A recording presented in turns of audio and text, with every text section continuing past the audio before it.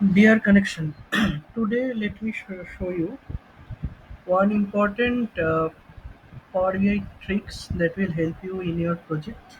Okay, so recently one of my junior Power BI developer, like one of my junior team member, got a requirement from client that uh, like he made the dashboard, and after that, after user acceptance testing, they come up with a new requirement that he needs to make a duplicate of that report, and where in the duplicated pages the product name will be different, like the filter will be different, but everything will be same, like slicer, matrix, KPI card, everything will be same, but the filter selection, the selected value will be different. So let me show you in my Power BI desktop. So as you can see, this is my supply chain dashboard, and there are two pages, product underscore one and product underscore two. So at first, the junior Power BI developer made that this page.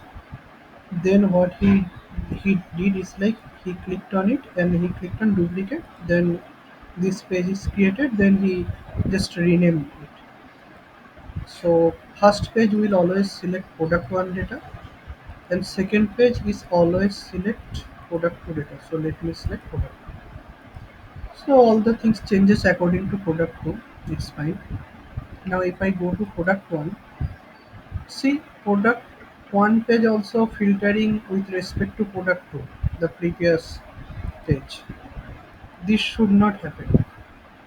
So how to prevent it? So to prevent it, there are some steps. So at first, let's say in this page one, I need to select the slicer which is causing the issue.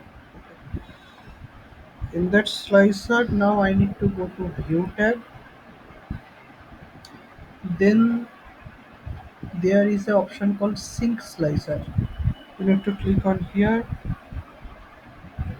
So here, like the slicer is synced. Like whatever we will select in the first page, it will be synced in the second page. So what we need to do is like we need to uncheck it.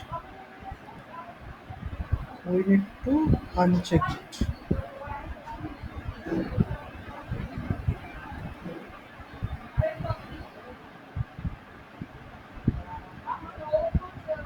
Page name, it is not synced. Okay. This is also not be synced. Okay, now let me click on save button. Now let me off this sync slicer. Now let me select product one here. Okay. So product one data came. Now I will go to product two page.